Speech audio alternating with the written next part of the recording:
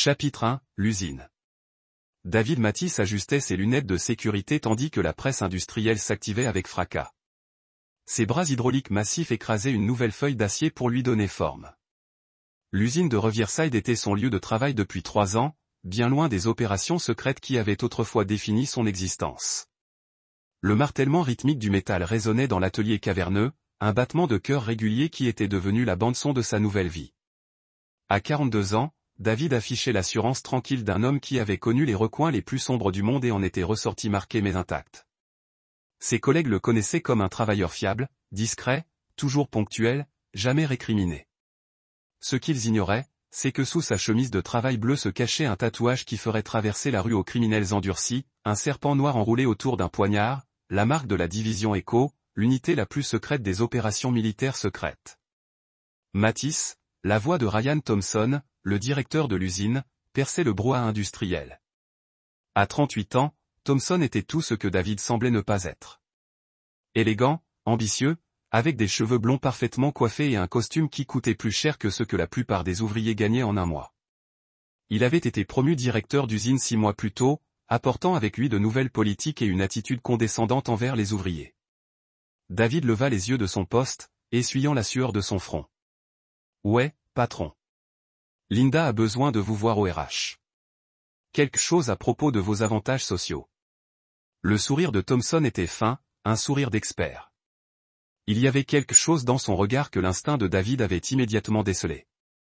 L'expression d'un prédateur évaluant sa proie. David hocha la tête et se dirigea vers les bureaux administratifs, traversant le dédale de machines et de tapis roulants. L'usine employait près de 200 personnes, et David connaissait la plupart d'entre elles par leur nom. C'étaient des gens bien, des travailleurs acharnés qui dépendaient de leur travail pour nourrir leur famille. C'était l'une des raisons pour lesquelles il avait choisi cet endroit. Après avoir laissé derrière elle son ancienne vie, Linda Riley, devenue Linda Mathis, était assise à son bureau des ressources humaines, ses cheveux auburn tirés en arrière en un chignon professionnel. À 35 ans, elle était toujours aussi belle, même si quelque chose avait changé dans son attitude ces derniers mois. Là où autrefois la chaleur se lisait dans ses yeux verts lorsqu'elle le regardait, il y avait maintenant autre chose. De la distance, du calcul.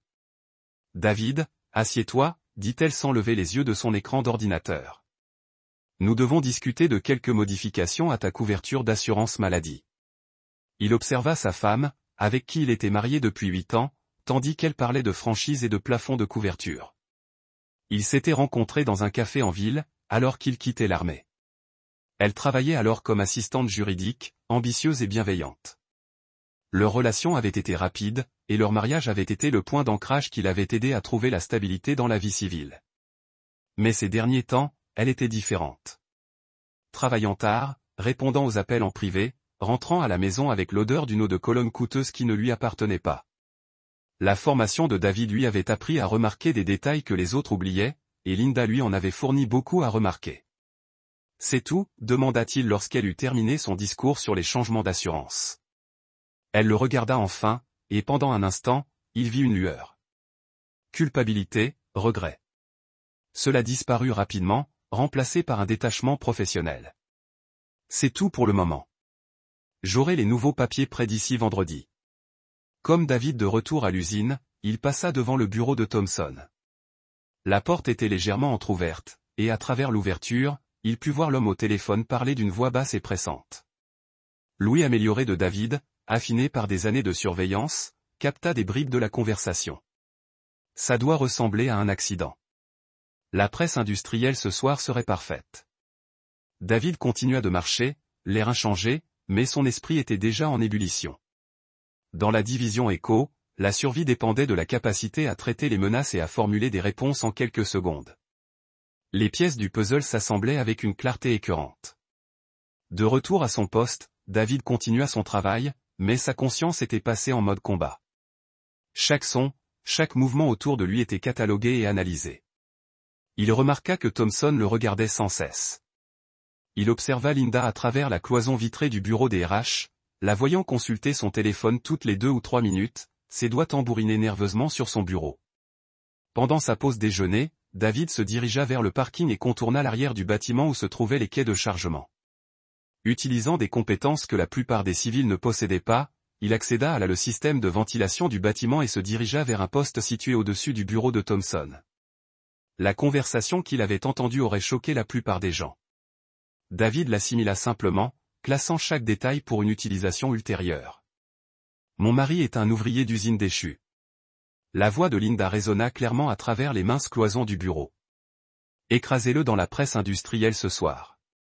2 dans sa tête. Personne ne remettra en question un accident du travail. La réponse de Thompson était tout aussi glaçante. Tu es sûr de ça, Linda? On ne peut pas revenir en arrière une fois que nous. J'en ai assez de faire semblant de l'aimer, s'exclama-t-elle. Tu m'avais promis qu'on serait ensemble une fois qu'il serait hors de vue. Son assurance vie nous protégera parfaitement. Et grâce à mon accès administratif, je peux m'assurer que les protocoles de sécurité signalent les dysfonctionnements des équipements. Et l'enquête? Je m'occuperai des formalités administratives. David a toujours été négligent avec les machines. C'est ce que les rapports diront. Un accident tragique. Rien de plus. David en avait assez entendu. Il retourna à son poste, l'esprit déjà en train d'élaborer un plan. Ces gens n'avaient aucune idée à qui ils avaient affaire. Ils y virent un simple ouvrier d'usine, un homme qu'ils pouvaient manipuler et rejeter. Il n'avait jamais regardé attentivement le tatouage sur son épaule, ne s'était jamais demandé pourquoi un homme avec son éducation et son allure se contentait d'un emploi d'ouvrier. Ce fut leur première erreur. Ce serait aussi leur dernière. Alors que ont explosé. Cette fois, elles ont sectionné des supports structurels clés à certains étages. Je vais vous infliger la même mort que vous leur avez infligée. Une tragédie apparemment accidentelle que personne ne remettra en question. La tour Meridian System a commencé à s'effondrer, mais pas d'un seul coup. David avait calculé la démolition de manière à écraser certains étages tout en laissant les autres intacts. Les niveaux supérieurs où ces cibles étaient rassemblées seraient écrasés, mais les étages inférieurs resteraient suffisamment stables pour que les équipes de secours puissent finalement récupérer les preuves de leur crime. Alors que David sortait du sous-sol du bâtiment, il entendit le grondement du béton et de l'acier qui s'effondraient au-dessus de lui. Lorsqu'il atteignit la rue, les étages supérieurs de la tour Meridian System étaient disparus, réduite à l'état de décombre dont le déblaiement prendrait des semaines. L'enquête officielle conclurait qu'une défaillance structurelle était à l'origine de l'effondrement, un accident tragique qui tua 53 personnes participant à une réunion d'affaires. Les aveux téléchargés dans la base de données du FBI seraient rejetés comme des inventions forcées, mais le réseau responsable du meurtre des agents de la division Echo était complètement détruit. Les hommes et les femmes qui avaient planifié et exécuté ces meurtres étaient morts, leur organisation brisée, leurs ressources dispersées. David se tenait de l'autre côté de la rue, face aux ruines de la tour, regardant les véhicules d'urgence arriver et les équipes de secours commencer leur quête féodale de survivants. Son téléphone vibra, un message de Santiago. Les bases de données du FBI montrent que tous les dossiers des agents de la division Echo ont été déclassifiés et communiqués à la presse. Toute l'histoire est rendue publique. David sourit sombrement. Même mort, ces cibles avaient servi un but. Leurs aveux révéleraient toute la conspiration, garantissant que personne d'autre ne subirait le sort des vétérans de la division Echo. La guerre était finie. Le jugement était rendu. Mais en s'éloignant de la destruction, David savait que ce n'était que la fin d'une bataille. Il y aurait toujours des gens qui pensaient pouvoir utiliser et rejeter des hommes comme lui. Il y aurait toujours ceux qui croyaient que le pouvoir les rendait intouchables. Ils apprendraient le contraire. Echo 77 n'était plus David Matisse, ouvrier d'usine. Il était autre chose désormais. Juge, jury et bourreau pour ceux qui priaient pour ceux qui servaient leur pays. Et il observerait, guettant dans l'ombre, le prochain groupe de prédateurs qui avait besoin d'apprendre que certaines personnes ne peuvent être achetées, trahies ou brisées. La marque du serpent et de la dague était plus qu'un simple tatouage. C'était une promesse de châtiment qui suivrait à jamais quiconque oserait trahir cette confiance. Chapitre 8. L'ascension du Phénix. 6 mois après l'effondrement de la tour Meridian System, David était assis dans un petit café de Prague, lisant les reportages sur l'enquête en cours. Le FBI avait récupéré suffisamment de preuves dans les serveurs de la base de données du bâtiment pour révéler toute la conspiration. Le sénateur Brian Gaines avait été démis de ses fonctions et de ses avantages à titre posthume. Les contrats de défense de Darren House avaient été résiliés. La famille mafieuse Castellano avait été démantelée par des agents fédéraux, les 23 vétérans de la division Echo avaient été vengés. Mais le travail de David n'était pas terminé. Son téléphone crypté vibra, annonçant un message entrant. De nouveaux renseignements. 3 cibles supplémentaires identifiées. Demande de consultation immédiate. Le message provenait de Santiago, qui s'était établi comme courtier en renseignements indépendants après l'incident du Méridien. David répondit. Lieu, Planck, Prague 2e arrondissement. 1 heure. David termina son café et arpenta les étroites ruelles pavées de la vieille ville. Prague était devenue sa base d'opération, une ville où les transactions en espèces étaient courantes et où les questions étaient rares. Il s'y était forgé plusieurs identités, chacune étayée par des antécédents et des documents soigneusement élaborés. La Planck était un bâtiment centenaire transformé en appartement. Santiago attendait dans une pièce au 3e étage, entouré d'équipements informatiques et d'écrans de surveillance. Tu as l'air différent, observa Santiago à l'entrée de David. David avait considérablement changé au cours des 6 derniers mois. Ses cheveux étaient plus courts, sa silhouette plus fine grâce à un entraînement constant. Plus remarquable encore, son regard s'était durci au point de mettre la plupart des gens mal à l'aise. L'ouvrier d'usine David Matisse était bel et bien mort, remplacé par quelque chose de plus primitif et dangereux. « Que as-tu » demanda David en s'installant sur une chaise. Santiago activa un grand écran affichant des photos et des dossiers. 3 personnes impliquées dans le programme d'élimination de la division Eco, mais absentes du bâtiment Méridien ce soir-là. La première photo montrait une femme d'une 50aine d'années, aux cheveux gris et en tenue professionnelle. Viola Donovan, ancienne chef de section de la CIA. C'est elle qui avait initialement identifié les vétérans de la division Eco comme des risques potentiels pour la sécurité. Retraitée l'année dernière avec tous les honneurs, elle vit actuellement en Suisse. La deuxième image montrait un homme plus jeune en uniforme militaire. Le colonel Will Ellis, agent de liaison du renseignement du Pentagone. Il a fourni un soutien logistique aux opérations d'élimination, notamment des couvertures et de la falsification de documents.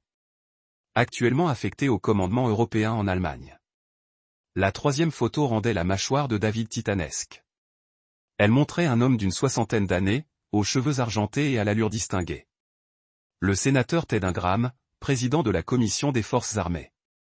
Il a autorisé le financement du budget secret qui a financé l'ensemble du programme. Toujours en poste, votant toujours sur les crédits militaires. David étudia les dossiers pendant quelques minutes. Pourquoi n'était-il pas présent à la fête? Donovan voyageait en Europe. Ellis assistait à une conférence de l'OTAN à Bruxelles.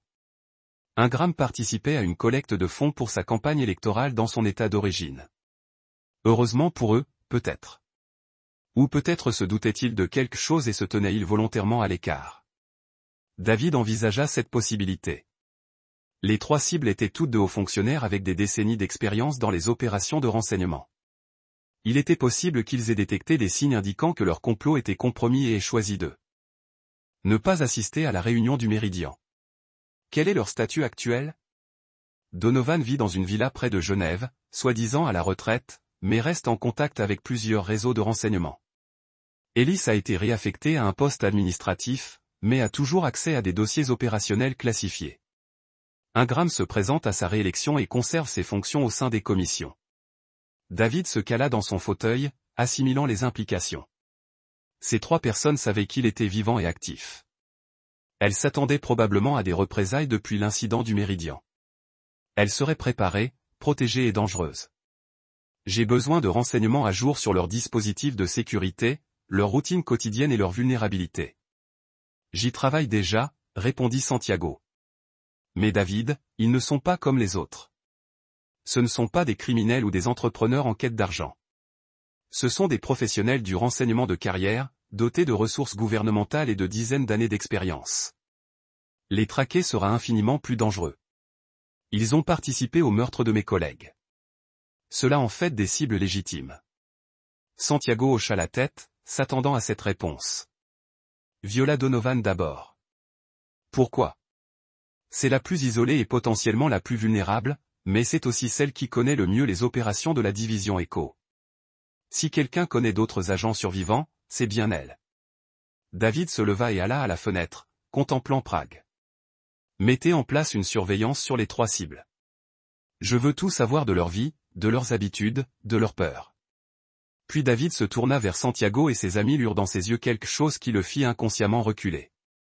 Ensuite, je vais leur rappeler pourquoi les agents de la division Echo étaient considérés comme les hommes les plus dangereux du monde. Au cours des 3 semaines suivantes, David mena une reconnaissance intensive de ses cibles. La villa de Viola Donovan en Suisse était une forteresse entourée de sécurité privée et de systèmes de surveillance sophistiqués. Le colonel Ellis vivait sur une base militaire américaine en Allemagne, protégé par les protocoles de sécurité de l'armée et ne voyageait jamais seul. Le sénateur Ingram était constamment sous protection des services secrets et apparaissait rarement en public sans avoir été ratissé par des agents de sécurité avancés. Tous 3 s'attendaient manifestement à des représailles et avaient pris les précautions nécessaires. Mais David disposait d'atouts qu'il ne pouvait anticiper. Sa formation à la division Echo comprenait des techniques d'infiltration qui n'étaient pas enseignées aux militaires de carrière ou aux agents de renseignement. Plus important encore, il disposait de ressources qu'ils ignoraient. D'autres anciens agents avaient survécu au programme d'élimination en entrant dans la clandestinité. Un jeudi soir de novembre, David reçut un message codé dans un point de dépôt à Vienne. Le message contenait une simple phrase, « Les loups se rassemblent ». C'était un signal qu'il espérait recevoir depuis des mois. Quelque part, d'autres vétérans de la division Echo avaient survécu à la conspiration et étaient prêts à riposter. Le lendemain matin, David se rendit dans un entrepôt abandonné à l'extérieur de la ville. À l'intérieur, il trouva 3 hommes qui l'attendaient, des visages qu'il reconnaissait depuis son passage à la division Echo. Echo 42 au rapport, dit le premier homme, un grand vétéran balafré nommé Rousseff. Echo 999 opérationnel, ajouta le deuxième, un agent compact et dangereux du nom de Javier Kramer. Echo 13 prêt à recevoir les ordres, conclut le troisième homme, quelqu'un dont David se souvenait comme étant Toby Lynn. David sentit un frisson le gagner dans la poitrine, comme il n'en avait plus ressenti depuis l'usine. Un sentiment d'appartenance, de fraternité. Ces hommes avaient survécu à la même trahison que lui, perdu les mêmes collègues, subi les mêmes pertes. Commentaire, demanda David. Rousseff répondit. Nous nous surveillons mutuellement depuis le début de l'élimination. Lorsque Santiago a sondé les anciens réseaux, nous avons décidé qu'il était temps de prendre contact. Y en a-t-il d'autres? Javier dit, nous avons identifié 3 autres candidats possibles, mais ils sont tellement enfouis sous terre que nous ne pouvons pas être sûrs qu'ils soient encore en vie. David les informa des 3 cibles restantes et de ses plans pour les éliminer.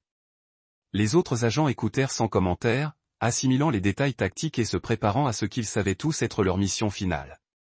Il ne s'agit plus de vengeance, conclut David. Il s'agit de s'assurer que ce qui est arrivé à nos collègues n'arrive jamais à personne d'autre. Toby Lynn hocha la tête d'un air sombre. Les loups se rassemblent, mon frère, et c'est la saison de la chasse. Pour la première fois depuis des mois, David sourit sincèrement. Il n'était plus seul. Il avait retrouvé son sac, et ils avaient prié pour chasser. Les 3 cibles qui pensaient avoir échappé à la justice allaient apprendre que les agents de la division Echo n'oubliaient jamais les leurs. Et lorsqu'ils chassaient ensemble, rien ne pouvait les arrêter. La phase finale du jugement allait commencer. Chapitre 9. La dernière chasse. L'opération débuta à l'aube du 15 décembre, avec 4 vétérans de la division Echo lançant des frappes simultanées dans 3 pays. C'était le genre d'assaut coordonné qui avait fait de leur unité une légende dans le monde du renseignement, précis, écrasant et absolument mortel. En Suisse, David s'est approché de la villa de Viola Donovan à travers la brume matinale, ses mouvements étant invisibles au système de surveillance sophistiqué que Rousseff avait compromis à 3 km de là. L'équipe de sécurité privée ne l'a jamais vu venir. En Allemagne, Javier Kramer a infiltré la base militaire américaine où était stationné le colonel Will Ellis grâce à des identifiants soigneusement falsifiés le faisant passer pour un inspecteur du Pentagone effectuant un audit de sécurité surprise. À Washington, D.C., Toby Lynn s'est posté devant l'hôtel où le sénateur Ted Ingram séjournait pour des auditions de commission, se fondant harmonieusement dans la foule de lobbyistes et d'agents politiques qui remplissaient les rues de la ville. Les 3 cibles vivaient dans la peur depuis des mois, s'attendant à des représailles, mais sans savoir quand ni comment elles surviendraient. Leur paranoïa les avait rendus prévisibles, suivant des protocoles de sécurité stricts qui les rendaient en réalité plus faciles à traquer. David fut le premier à atteindre sa cible. Viola Donovan prenait son petit déjeuner sur la terrasse de sa villa lorsque David est apparu dans l'ombre tel un fantôme. Ses gardes du corps étaient inconscients ou morts, leur communication radio coupée. Elle était complètement seule avec l'homme qu'elle avait aidé Marc à se suicider. « Bonjour, Viola » dit calmement David en s'installant sur la chaise en face d'elle. Belle matinée, n'est-ce pas? La main de Donovan se dirigea lentement vers le pistolet qu'elle gardait dans son sac à main, mais l'arme de David était déjà pointée sur sa poitrine. Je ne le ferai pas, dit-il. Il faut qu'on ait une conversation d'abord. Tu es censée être morte, murmura-t-elle. Beaucoup de gens sont censés être morts. 23 agents de la division Echo, par exemple. Mais ils sont tous morts pendant que je suis encore là. C'est drôle comme ça a fini. Donovan se redressa sur sa chaise, essayant de projeter l'autorité qu'elle avait autrefois exercée en tant que chef de section de la CIA. On ne peut rien prouver. L'enquête Méridian m'a innocenté de toute implication. L'enquête vous a innocenté parce que vous n'étiez pas à la fête. Mais j'ai les dossiers de l'homme Laughlin. Vous vous souvenez? Chaque email que vous avez envoyé, chaque opération que vous avez autorisée, chaque agent Echo que vous avez désigné pour élimination. David a placé une tablette sur la table entre eux, affichant des pages de documents classifiés. Vous voulez voir l'ordre que vous avez signé autorisant mon assassinat?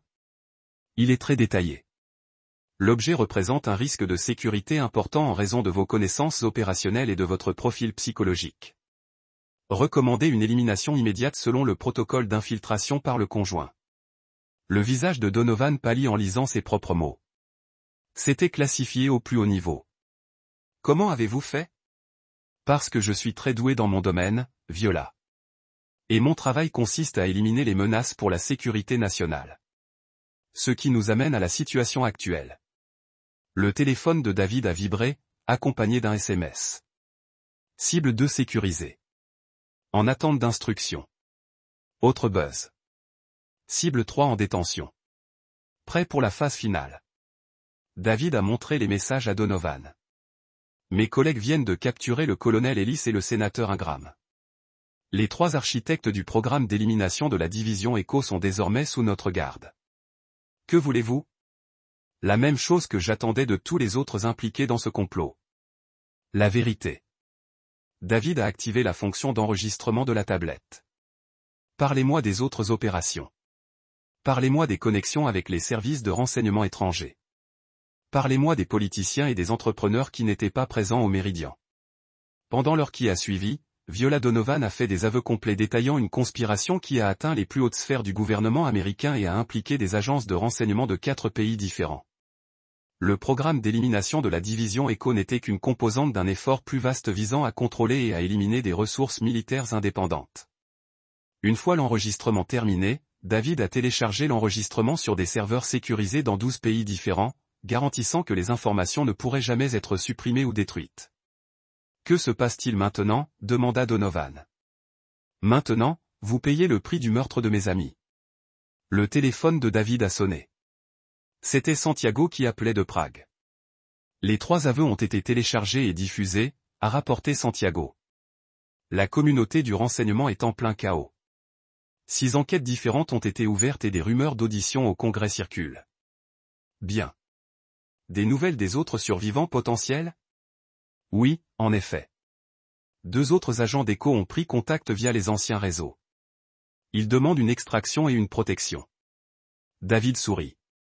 2 autres de ses collègues avaient survécu à la purge, portant le total à au moins 6 vétérans de la division Echo ayant échappé à la conspiration. Qu'en est-il de la situation actuelle? Vous avez peut-être 6 heures avant que toutes les agences de renseignement du monde ne vous traquent. Les aveux que vous avez obtenus impliquent des personnes au plus haut niveau du gouvernement. Compris. David raccrocha et regarda Viola Donovan. Il est temps de partir, Viola. Où? Un endroit où vous pourrez penser aux 23 hommes que vous avez aidés à assassiner. Un endroit où vous pourrez réfléchir aux conséquences de la trahison de ceux qui ont servi leur pays avec honneur. David escorta Donovan jusqu'à un véhicule où l'attendait Rousseff. Des scènes similaires se déroulaient en Allemagne et à Washington, lorsque le colonel Ellis et le sénateur Ingram furent transportés vers un lieu où ils seraient jugés.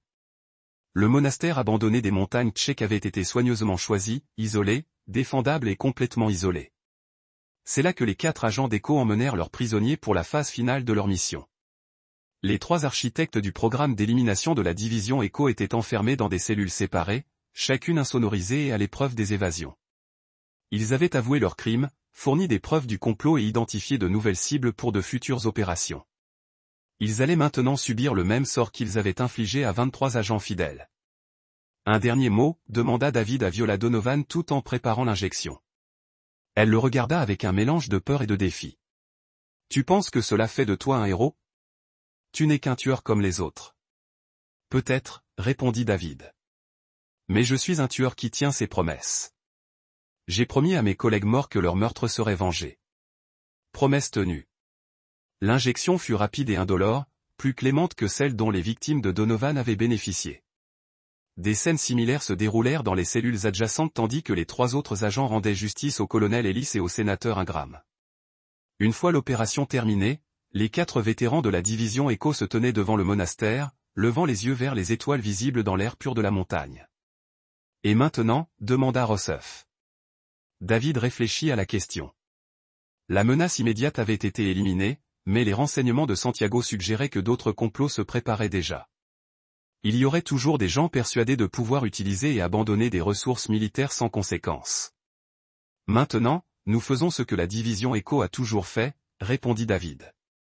Nous traquons les monstres qui se cachent dans l'ombre. Nous protégeons ceux qui ne peuvent se protéger eux-mêmes, et nous veillons à ce que quiconque envisage de trahir les guerriers américains sache exactement ce qui lui arrivera. Javier Kramer acquiesça. Les loups sont de retour, mais nous procédons différemment cette fois, poursuivit David. Pas de surveillance gouvernementale, pas d'ingérence politique, pas de victimes civiles.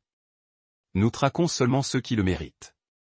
Au cours des jours suivants, les 4 agents créèrent une nouvelle organisation, un réseau privé de renseignement et de répression financé par les ressources récupérées sur leurs cibles. Ils recrutèrent d'autres vétérans survivants de la division Echo, développèrent leurs capacités et commencèrent à identifier de nouvelles menaces.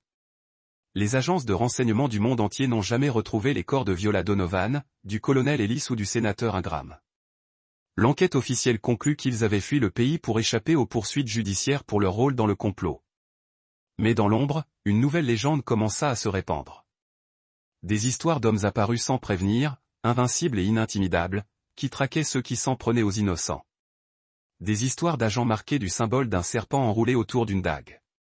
David Matisse, l'ouvrier d'usine qui aspirait simplement à une vie tranquille avec sa femme, était bel et bien mort. Désormais, ce qui avait émergé de cette trahison était bien plus dangereux. Un homme qui avait trouvé sa véritable raison d'être en protégeant les autres de la trahison qu'il avait subie. La marque du serpent et de la dague n'était plus un simple tatouage. Elle était devenue une promesse, un avertissement et une garantie de justice pour ceux qui se croyaient intouchables. Et dans l'obscurité où les prédateurs traquaient, Echo 77 et sa meute observaient, attendant, prêts à rappeler à quiconque en avait besoin que certaines trahisons avaient un prix qu'on ne pouvait ni éviter ni oublier. Le verdict était rendu, mais la traque allait se poursuivre indéfiniment. Dans l'ombre, les loups guettaient toujours. Épilogue. 1 an plus tard, David se tenait sur une falaise surplombant la Méditerranée, lisant un titre de journal. Une enquête du Congrès révèle une vaste conspiration des services de renseignement. Le programme d'élimination de la division Echo avait été pleinement dévoilé, entraînant des démissions, des poursuites et une refonte complète de la surveillance du renseignement militaire. Son téléphone vibra, un message de Santiago lui parvint. Nouvelle cible identifiée. Un ancien directeur de la CIA impliqué dans un réseau de traite d'êtres humains. Intéressé, David regarda le message un long moment, puis répondit, envoyez les détails. Certains n'ont jamais appris qu'il ne faut jamais franchir certaines limites, mais David et sa meute étaient toujours prêts à le leur apprendre. La traque continua. C'est ici que notre histoire s'achève. L'équipe de l'après-midi touchait à sa fin, David remarqua une activité accrue autour de son poste de travail. Thompson était passé 3 fois pour vérifier les protocoles de sécurité. Linda était passée 2 fois à l'atelier, ce qu'elle faisait rarement. L'équipe de maintenance avait également procédé à plusieurs ajustements suspects sur la presse industrielle qu'il utilisait. David sourit intérieurement en nettoyant son poste. 20 ans au sein de la division Echo lui avait appris que la meilleure défense est souvent une attaque supérieure. Ces amateurs pensaient tendre un piège. Ils ne se doutaient pas qu'ils y allaient. Alors qu'il s'apprêtait à pointer, David croisa le regard de Thompson de l'autre côté de l'usine. Le jeune homme hocha légèrement la tête, un geste censé paraître désinvolte, mais aux implications plus sombres. David hocha la tête en retour, jouant son rôle de mari inconscient qui allait bientôt connaître la fin. Dommage qu'il n'ait jamais regardé attentivement son tatouage, la marque du plus mortel des pièges. Agents des opérations spéciales. Ils ignoraient totalement qu'il allait leur faire vivre un véritable enfer. Chapitre 2. Les ombres du passé. David Mathis était assis dans son pick-up sur le parking de l'usine. Moteur coupé, il observait le bâtiment dans son rétroviseur. La plupart des membres de l'équipe de jour étaient rentrés chez eux, mais la BMW de Thompson était restée à sa place. La Honda de Linda était toujours là, garée dans le quartier administratif. Ils étaient probablement à l'intérieur, en train de finaliser leur plan meurtrier. Il sortit un téléphone portable crypté, une relique de sa vie antérieure qu'il gardait pour les urgences. D'une main experte, il composa un numéro qu'il n'avait pas appelé depuis 3 ans. Vérification par mot de passe, lança une voix bourrue à l'autre bout du fil. Echo 77, demande une analyse d'arrière-plan immédiate. Il y eut un silence, puis un bruit de frappe. Echo 77, ici contrôle. Votre habilitation a été révoquée à votre sortie. Passage outre. Protocole Crimson. Évaluation des menaces personnelles. Un autre silence, plus long cette fois. Le protocole Crimson était réservé aux situations où la couverture d'un agent Echo avait été déjouée. Des pertes civiles imminentes. Cela lui a donné un accès temporaire aux ressources du renseignement militaire. Vérifier. Que vous faut-il, David? Information complète sur Ryan Michael Thompson, 38 ans, domicilié au 1247 Oakwood Drive, et Linda Marie Riley, nom de jeune fille, 35 ans, mon épouse actuelle. Priorité signalée. Accordez-moi 20 minutes. David a mis fin à l'appel et a commencé à se préparer pour la soirée. D'un compartiment caché sous la banquette de son camion, il a sorti un petit kit tactique. Des objets que la plupart des gens ne reconnaîtraient jamais, mais qui pouvaient faire la différence entre la vie et la mort. Des crochets, des dispositifs de surveillance et un couteau en céramique qui ne déclenchaient pas les détecteurs de métaux. Son téléphone a vibré, un SMS est arrivé. Les informations qu'il avait demandées étaient arrivées sous forme de fichiers cryptés. Ce qu'il a lu lui a glacé le sang. Ryan Thompson n'était pas seulement un directeur d'usine ambitieux. Il était le fils de Richard Thompson, ancien commandant de la division Echo, renvoyé pour déshonneur 15 ans auparavant pour avoir vendu des informations classifiées à des agents étrangers. Le jeune Thompson avait fait l'objet de 2 enquêtes du renseignement militaire pour contact suspect avec des personnes connues. Trafiquant d'armes, mais aucune inculpation n'a été retenue faute de preuves. Le dossier de Linda était tout aussi révélateur. Avant de devenir Linda Riley, elle était Linda Marie Castellano, fille de Vincent Castellano, un mafieux de niveau intermédiaire spécialisé dans la fraude à l'assurance. Elle avait légalement changé de nom à 25 ans, peu après la condamnation de son père pour escroquerie. Ses qualifications d'assistante juridique étaient légitimes, mais son historique professionnel révélait une tendance à accéder à des informations confidentielles qui avaient ensuite été compromises. David fixait l'écran de son téléphone, les pièces d'un puzzle plus vaste s'emboîtant. Leur rencontre n'avait pas été une coïncidence. Leur mariage n'était pas fondé sur l'amour.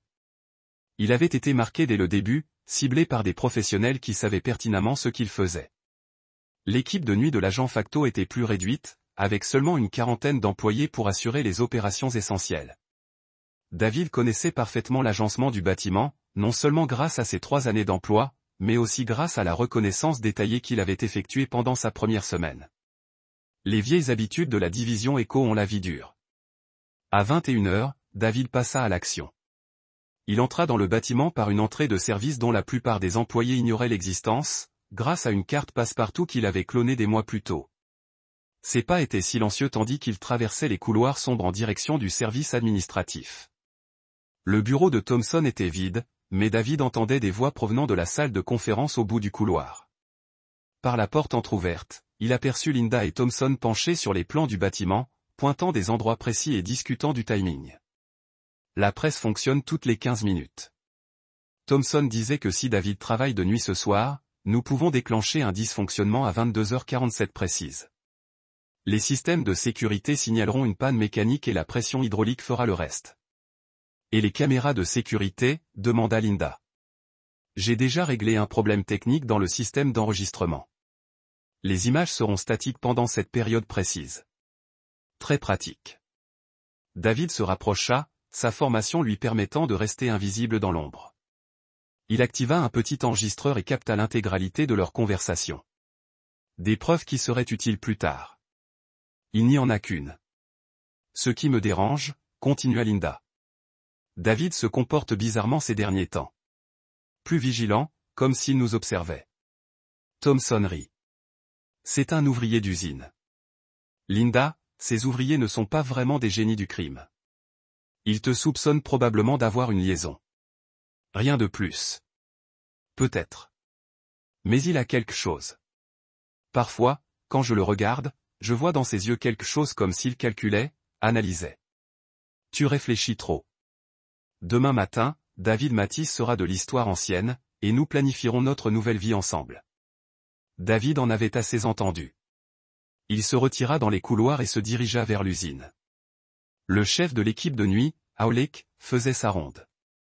David avait travaillé avec Al pendant plusieurs heures supplémentaires et savait que c'était un homme bien, marié. Père de 3 enfants. Et, Al, cria David en s'approchant. Tu as une minute? David, que fais-tu ici? Tu n'as pas de rendez-vous ce soir.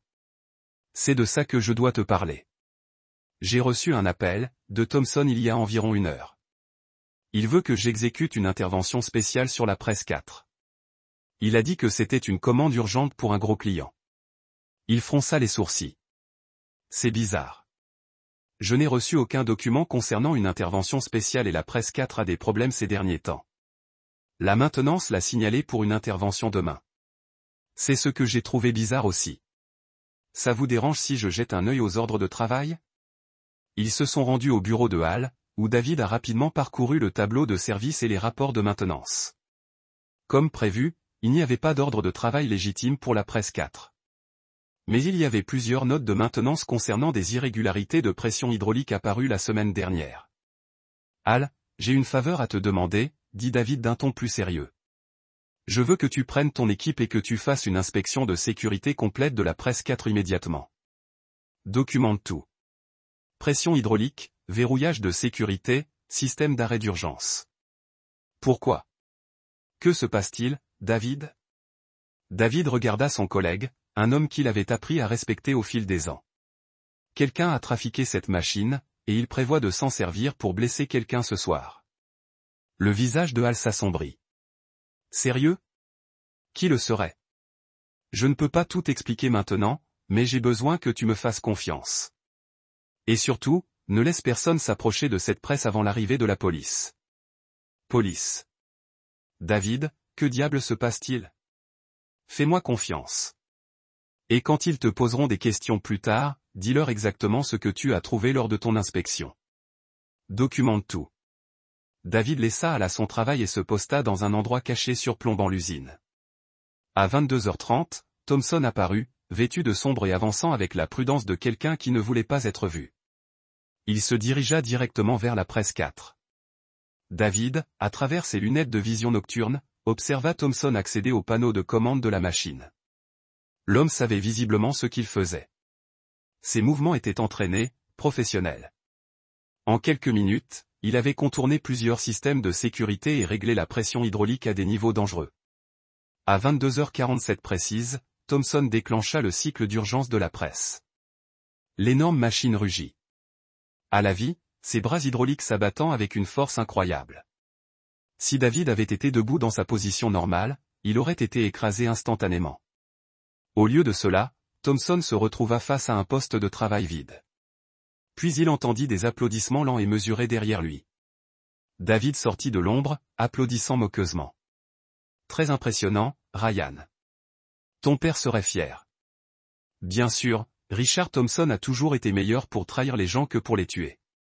Thompson se retourna, le visage blême de stupeur. Comment? Qui êtes-vous? David sourit. Et pour la première fois, Thompson vit quelque chose dans ses yeux qui le fit reculer involontairement. Je suis l'homme que vous avez essayé d'assassiner ce soir. Mais plus important encore, je suis Echo 77, et vous venez de commettre la plus grosse erreur de votre misérable vie. Chapitre 3. La toile du chasseur. La presse industrielle continua son cycle mortel, les bras hydrauliques écrasant le vide là où David aurait dû se tenir. Thompson recula de la machine, le visage empreint de confusion et de terreur grandissante à mesure que les mots de David s'imprégnaient. Écho 77. La voix de Thompson se brisa. C'est impossible. Tu n'es qu'un ouvrier d'usine déchu. Le sourire de David était prédateur. C'est comme ça que ta copine m'appelait. Mon mari est un ouvrier d'usine déchu. Elle a dit, écrase-le dans la presse industrielle ce soir. 2 dans sa tête. Personne ne remettra en question un accident du travail. Les yeux de Thompson s'écarquillèrent. Tu as entendu? J'ai tout entendu. David se dirigea vers lui d'un pas mesuré. Je sais pour ton père, Richard. Je sais pour les vrais liens familiaux de Linda. Je sais que tout ça a été un coup monté depuis le début. Attends, David, laisse-moi t'expliquer. Explique-moi. La voix de David devint glaciale. Tu veux m'expliquer comment tu as séduit ma femme? Comment tu as planifié mon meurtre? Comment tu as cru pouvoir déjouer un homme qui a passé 20 ans à traquer les ennemis de l'État? Thompson heurta une poutre, coincée. Sa main se dirigea vers la poche de sa veste. Mais David fut plus rapide. D'un mouvement fluide, il franchit la distance qui les séparait et plaqua le bras de Thompson contre la poutre d'acier. Je ne le ferai pas, David dit doucement. Quelle que soit l'arme que tu utilises, elle ne te servira à rien maintenant. De sa poche, David sortit son téléphone et passa l'enregistrement qu'il avait fait plus tôt. Les voix de Thompson et Linda résonnèrent, détaillant leur plan meurtrier avec une clarté glaçante. Tu vois, Ryan, le truc avec les Black Ops, c'est qu'on apprend à toujours avoir un plan B, et parfois un plan B pour le plan B. Des sirènes hurlèrent au loin, se rapprochant. Le visage de Thompson devint blême. Tu as appelé la police. J'ai appelé plusieurs personnes. La police n'est qu'un début. Howell est apparu au fond de l'usine, accompagné de 2 agents en uniforme et d'un inspecteur. David, tout va bien ici? Parfait, Al. Monsieur Thompson était juste en train de démontrer comment il sabotait la presse. N'est-ce pas, Ryan?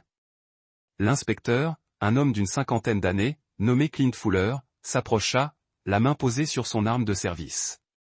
Monsieur, je suis l'inspecteur Fuller. Nous avons reçu un rapport concernant tentative de meurtre et sabotage industriel. David remit son enregistreur et une enveloppe en papier craft qu'il avait préparée. Tout ce dont vous avez besoin est là, inspecteur. Enregistrement audio du complot, relevé de maintenance attestant du sabotage et informations sur les 2 suspects. L'inspecteur Fuller haussa les sourcils en parcourant les documents. C'est très complet, monsieur Matisse.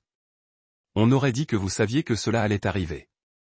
J'avais des soupçons, répondit David. Quand on est marié depuis 8 ans, on le remarque dès qu'on commence à préparer ses funérailles. Où est madame Matisse maintenant?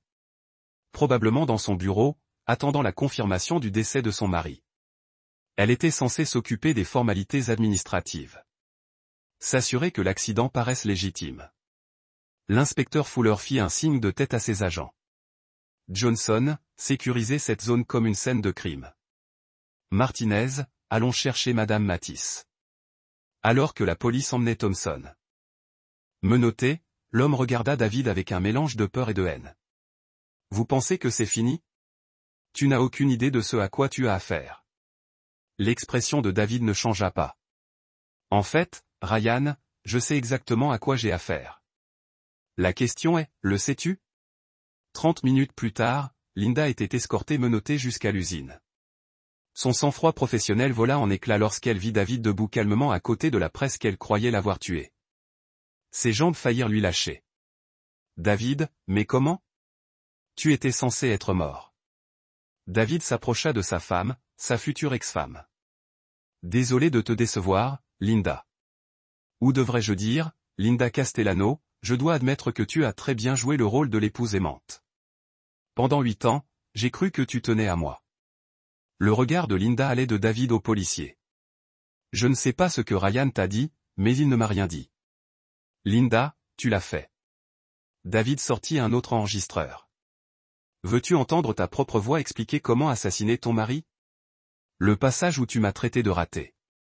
L'histoire d'une ouvrière d'usine était particulièrement touchante. Tandis que ses paroles enregistrées résonnaient, le visage de Linda se décomposa. David, je t'en prie, tu dois comprendre. Je comprends parfaitement. Tu m'as épousé parce que ta famille avait besoin de quelqu'un avec un casier judiciaire vierge pour l'aider dans ses opérations. Tu pensais avoir trouvé une cible facile, un simple vétéran militaire qui serait reconnaissant de ton attention. L'inspecteur Fuller s'interposa entre eux. Monsieur Matisse, nous aurons besoin de vous au poste demain pour faire une déposition complète. Madame Matisse, vous êtes en état d'arrestation pour complot en vue de commettre un meurtre, tentative de meurtre et sabotage industriel. Alors que les véhicules de police s'éloignaient avec leurs prisonniers, H.L. Lex s'approcha de David. Seigneur, David, je n'en savais rien. Pendant tout ce temps, tu avais l'air si normal. David sourit d'un air sombre. Je suis normal. Comment? Je suis juste normal avec une formation très spécialisée. Que va-t-il se passer maintenant? Maintenant? David regarda autour de lui dans l'usine les machines qui avaient été son univers pendant 3 ans. Maintenant, je recommence. Mais même en prononçant ces mots, David savait que ce ne serait pas si simple. L'enregistrement les menaces de Thompson résonnaient dans son esprit. Tu crois que c'est fini? Tu n'as aucune idée de ce à quoi tu as affaire. David avait passé 20 ans dans la division Echo, apprenant que les ennemis voyageaient rarement seuls. Thompson et Linda n'étaient que la partie visible d'un réseau plus vaste. Et quelque part, des gens allaient être très mécontents de l'échec de leur plan soigneusement élaboré. En se dirigeant vers son camion, David remarqua une berline noire garée en face de l'usine. Les vitres étaient teintées, elle était là à son arrivée, mais avait déménagé depuis. Surveillance professionnelle. David monta dans son camion, mais ne démarra pas immédiatement. Il utilisa plutôt son rétroviseur pour examiner la berline. 2 occupants, tous 2 vigilants et concentrés sur lui. La plaque d'immatriculation était officielle. Son téléphone crypté vibra, un SMS provenant d'un numéro inconnu. Un travail impressionnant ce soir, mais le jeu ne fait que commencer. Vincent Castellano te salue. David fixa le message, puis le supprima. Le père de Linda était censé être en prison fédérale, mais visiblement, son influence s'étendait bien au-delà de la lémure de la prison. L'attentat contre David n'avait pas seulement été une question d'argent d'assurance ou de triangle amoureux. Il s'agissait d'éliminer quelqu'un qui représentait une menace pour une opération bien plus vaste.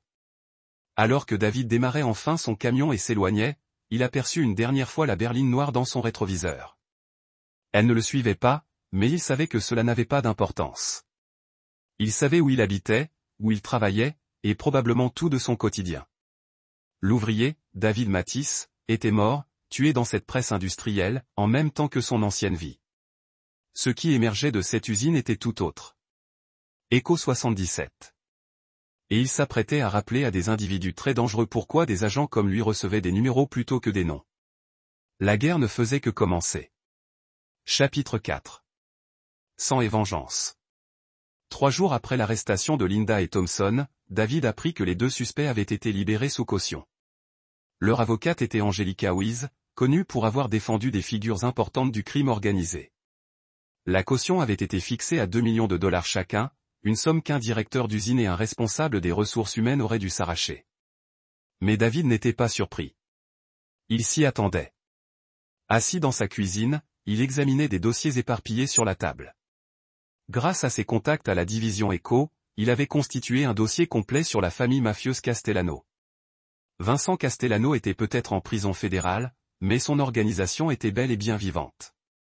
Son fils aîné, Antonio Mcedo, qui avait pris le nom de son beau-père pour se démarquer de l'entreprise familiale, dirigeait des entreprises de construction légale qui servaient de couverture au blanchiment d'argent et au meurtre à gages.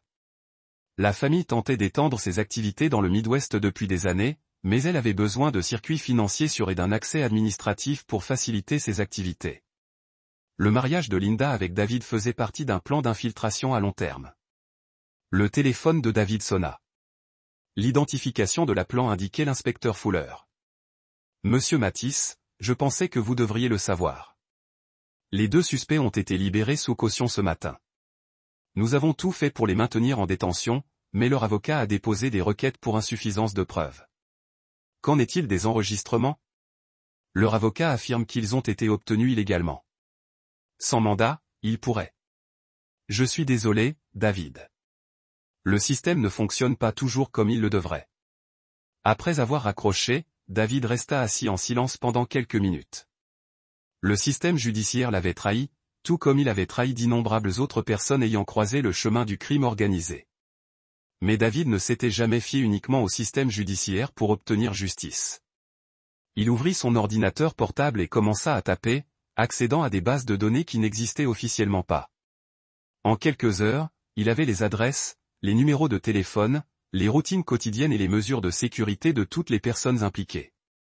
Linda séjournait dans une maison sécurisée appartenant à l'une des sociétés écrans d'Antonio Mcedo. Thompson était rentré chez lui, mais avec 2 gardes du corps, des professionnels issus de l'armée. Mais David n'était pas intéressé par une justice rapide et simple. Ces gens avaient passé des mois à planifier sa mort, le traitant comme un obstacle jetable. Il méritait une justice plus élaborée. Le lendemain matin, David se rendit sur le chantier où l'entreprise d'Antonio Mcedo construisait un nouveau centre commercial. Mcedo lui-même était là, un homme grand et élégant d'une 40aine d'années qui ressemblait davantage à un cadre de Wall Street qu'un héritier d'une famille criminelle. David l'observait de loin, remarquant ses gardes du corps, sa routine, ses vulnérabilités. Cet après-midi-là, David visita 3 endroits différents de la ville, effectuant des achats apparemment aléatoires. Des composants électroniques dans un magasin de bricolage, des produits chimiques industriels dans une entreprise de nettoyage, des outils de précision dans un atelier d'usinage. Pour quiconque l'observait, il ressemblait à un homme qui reprenait sa vie après une expérience traumatisante. Mais pour quelqu'un ayant suivi une formation à la division Echo, il assemblait les composants de quelque chose de bien plus sinistre. Jeudi soir, Linda l'appela. David, laisse tomber sur la messagerie, puis écoute son message. David, s'il te plaît, il faut qu'on parle. Je sais que tu es en colère, mais il y a des choses que tu ne comprends pas. Ma famille, ce ne sont pas des gens qu'on peut fuir comme ça. Ils viennent te chercher, et je suis le seul à pouvoir te protéger. Retrouve-moi à l'ancienne Assyrie sur la route 47 demain soir à 22h. Viens seul et je t'expliquerai tout. David passa le message 3 fois, analysant chaque mot, chaque intonation. C'était clairement un piège, mais c'était aussi une opportunité. Linda pensait l'attirer vers la mort. Au lieu de cela, elle se dirigeait vers la sienne. Vendredi soir, David arriva à la scierie abandonnée avec 2 heures d'avance. L'usine était fermée depuis 15 ans, ses structures massives rouillent dans la friche industrielle à l'extérieur de la ville. C'était l'endroit idéal pour le genre de réunion qui se termine par une disparition définitive. À l'aide de son équipement de vision nocturne, David effectua une reconnaissance minutieuse de la zone. Il compta 6 hommes postés autour de la propriété, des professionnels armés de qualité militaire. Linda et Thompson se trouvaient dans le bâtiment principal avec 2 gardes supplémentaires. David afficha un sourire sombre. Ils avaient amené une armée pour tuer un ouvrier d'usine échoué. À 21h45 précise, les préparatifs de David étaient terminés. Il avait passé la semaine précédente à étudier l'agencement des installations abandonnées, à identifier les faiblesses structurelles et à placer de petites charges à des endroits stratégiques. Rien qui puisse provoquer une explosion massive. David était plus subtil que cela. Au lieu de cela, il avait provoqué une série d'effondrements soigneusement calculés qui semblaient résulter de la chute du vieux bâtiment. Des années de négligence. À 22h, David se dirigea ouvertement vers le bâtiment principal, sans chercher à se faire discret. Qu'il croit avoir l'avantage. Linda attendait dans ce qui avait été le bureau du superviseur de l'usine, vêtu d'une robe coûteuse qui semblait déplacée dans ce décor délabré. Thompson se tenait à côté d'elle, l'air nerveux, mais s'efforçant de dégager une impression d'assurance. Les 2 gardes encadraient la porte. « Bonjour, Linda, » dit David calmement. « Belle robe. Un peu formelle pour un meurtre, tu ne trouves pas ? » David, Dieu merci, tu es venu. On n'a pas beaucoup de temps. Ma famille, ta famille, veut ma mort. Je sais. David regarda le bureau avec un intérêt apparemment désinvolte. C'est un piège assez élaboré. 6 tireurs dehors, 2 ici avec toi. Très professionnel. Le visage de Linda se fissura légèrement. Comment sais-tu pour les tireurs ? De la même manière que je savais pour ton plan pour me tuer. De la même manière que je sais qu'Antonio Mcedo est garé à environ 600 mètres de là, attendant la confirmation de ma mort. Thompson s'avança. Tu es encerclé, David. Facilite les choses pour tout le monde. David rit. Un bruit qui crispa toute la pièce. Facile. Ryan, tu as essayé de m'assassiner avec une presse industrielle. Tu crois que je vais te faciliter la tâche? Un des gardes parla dans sa radio. La cible est en position, attendant les ordres. La réponse grésilla dans le haut-parleur. Exécution dans 60 secondes. David regarda sa montre. 60 secondes. Le timing était parfait. Linda elle fronça les sourcils. Qu'est-ce que tu es? Ces paroles furent interrompues par un grondement sourd provenant de quelque part en dessous d'eux. Le bâtiment trembla légèrement et de la poussière s'abattit du plafond. Qu'est-ce que c'était que ça? Demanda Thompson. David sourit. C'était la première poutre de soutènement qui cédait. Ce bâtiment était voué à la démolition depuis des mois, mais la ville ne pouvait pas se le permettre. C'est drôle comme ces vieilles structures s'effondrent parfois toutes seules. Un autre grondement, plus fort cette fois. Les lumières vacillèrent puis s'éteignirent, les laissant dans l'obscurité, seulement troublés par l'éclairage de secours de l'équipement du gardien. Espèce de fils de pute, grogna Linda. Que as-tu fait? Je t'ai donné ce que tu voulais, Linda.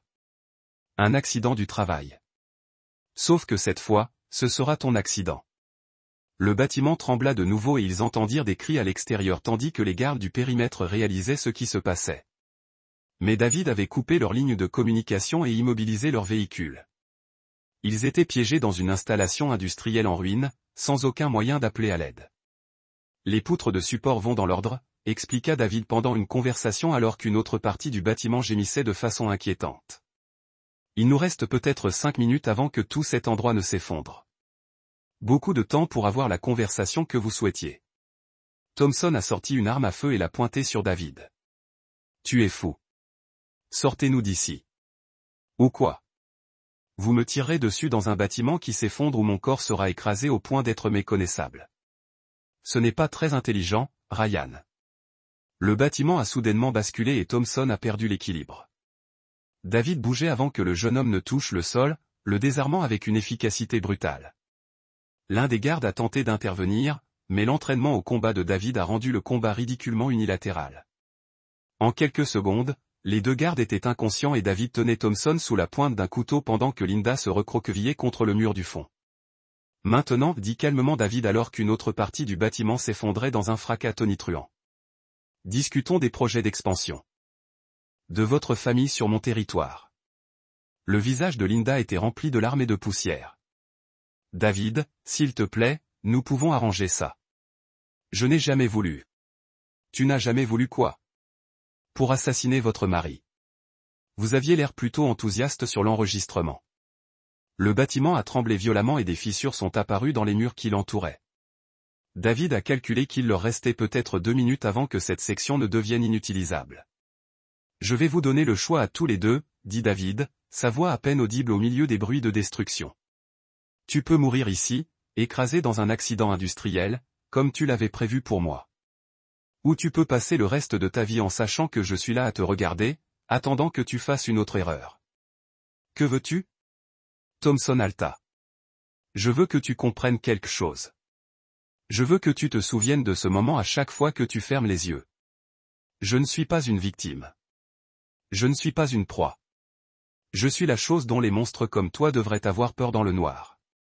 David se leva, libérant Thompson. La sortie se fait par le couloir arrière. Vous avez 90 secondes avant que le toit ne s'effondre. Je vous suggère de courir.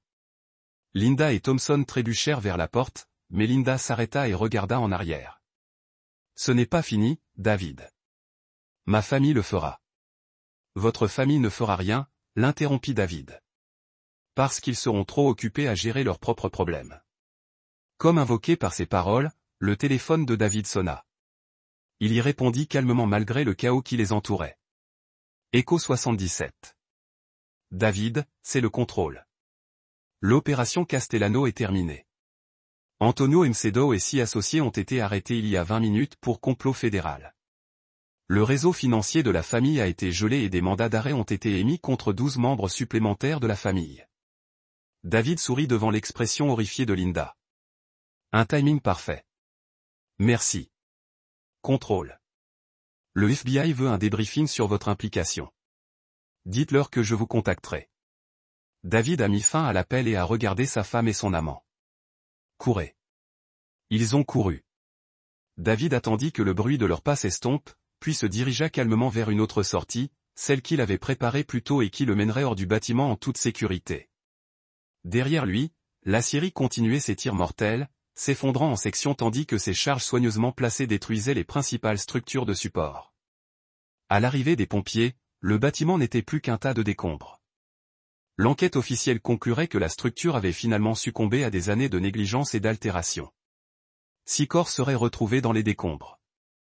Les tireurs d'Antonio Mcedo qui n'avaient pas été assez rapides pour échapper au piège de David. Linda et Thompson ont survécu, mais ils sont sortis des décombres brisés et terrorisés. Leur réseau criminel a été démantelé, leurs avoirs gelés et leurs associés morts ou détenus par le gouvernement fédéral. Tandis que David rentrait chez lui à travers les rues calmes, il réfléchissait au travail de la soirée. La justice a été rendue, mais pas de la manière dont le système juridique l'aurait rendue. C'était la justice de la division Echo. Rapide, définitif et absolu. Son téléphone vibrait avec un SMS provenant d'un numéro inconnu. Nous savons ce que vous avez fait. Ce n'est pas fini. David a supprimé le message sans le lire une seconde fois. Il y aurait toujours quelqu'un qui chercherait à se venger. Il y avait toujours une autre menace à gérer, mais cela lui convenait. Après 20 ans passés dans Black Ops, il a appris que la paix n'était que l'intervalle entre les guerres. Et David Mathis était très, très bon à la guerre. Chapitre 5.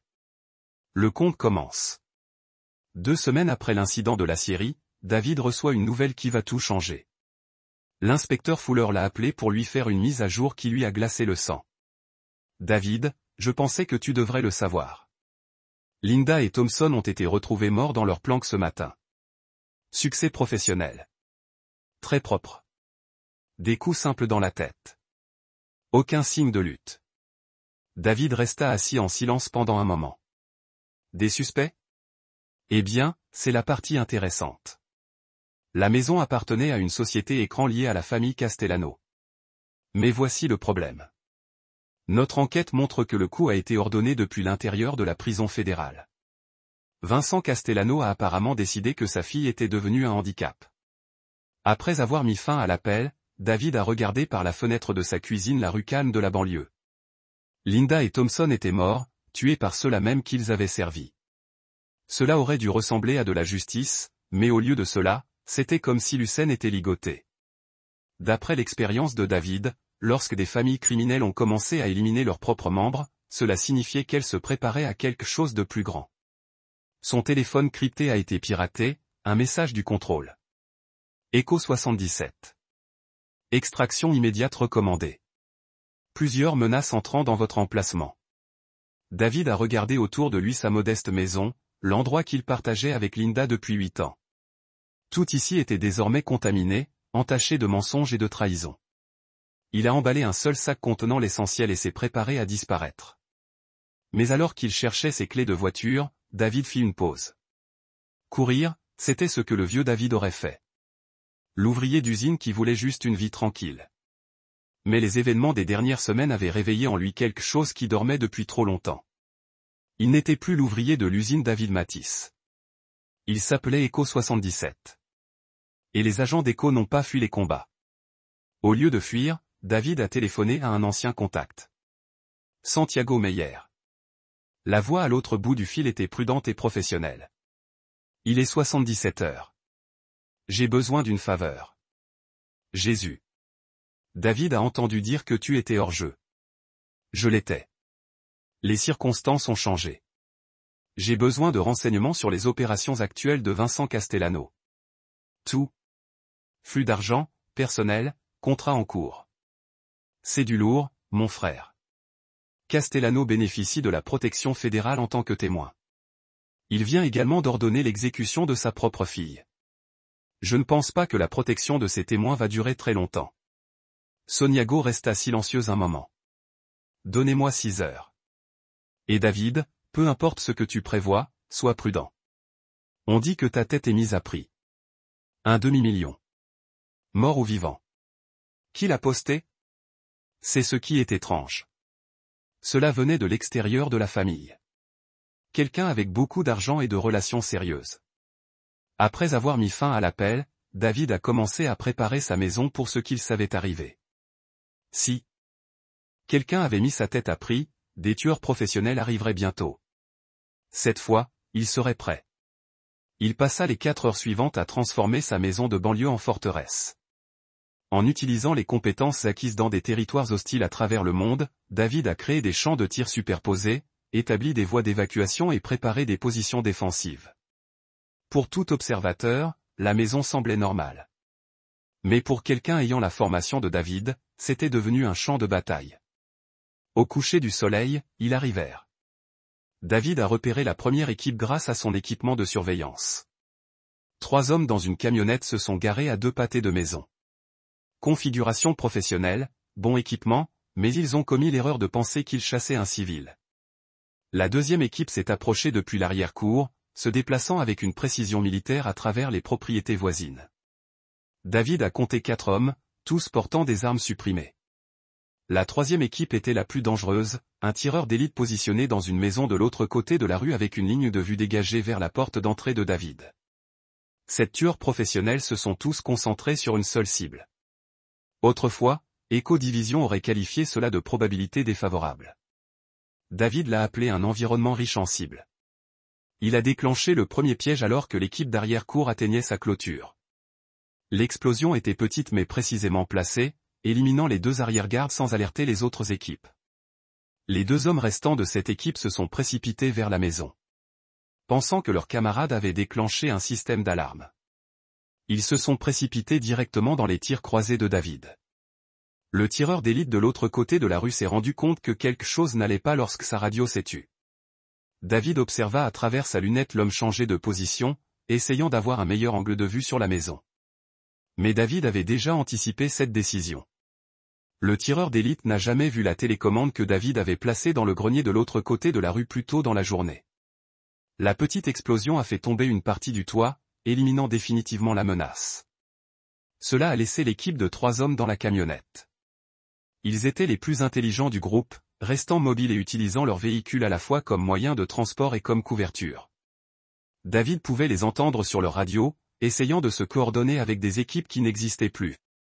David a franchi sa porte d'entrée et s'est tenu dans son allée, complètement exposé. Le moteur de la camionnette s'est mis en marche et a accéléré vers lui, la vitre passager s'abaissant alors que le tireur se préparait à tirer. David ne bougeait pas, ne se mettait pas à couvert. Il a simplement levé sa propre arme et a tiré 3 balles à travers le pare-brise.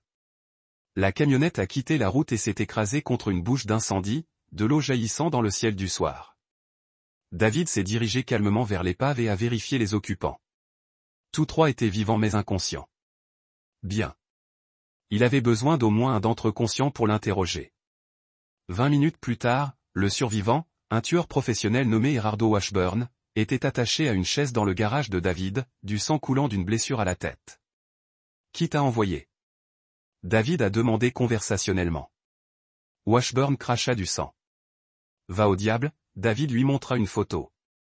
La fille de Washburn a la remise de son diplôme universitaire. Belle fille, étudiée à Northwestern, n'est-ce pas? D'excellentes notes, un avenir radieux. Les yeux de Washburn s'écarquillent de peur. Tu la touches et tu feras quoi? Vous êtes attaché à une chaise et votre équipe est morte. Mais je n'ai pas envie de blesser des innocents.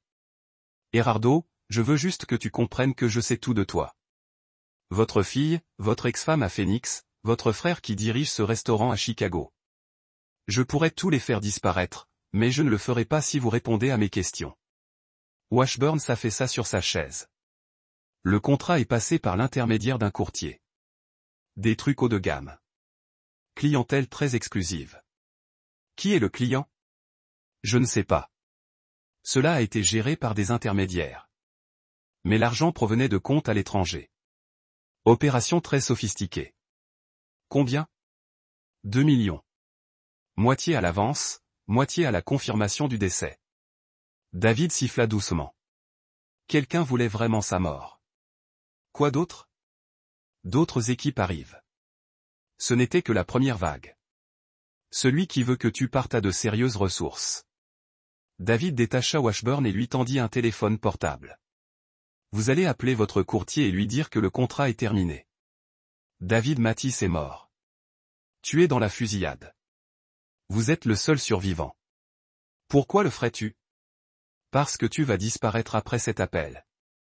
Nouvelle identité, nouvelle vie, loin d'ici. Votre fille n'aura pas besoin de savoir que son père était un tueur à gages. Washburn le regarda avec confusion. Tu me laisses partir. Je te donne le choix. Comme je l'ai donné à tout le monde. Fais le bon choix, Erardo.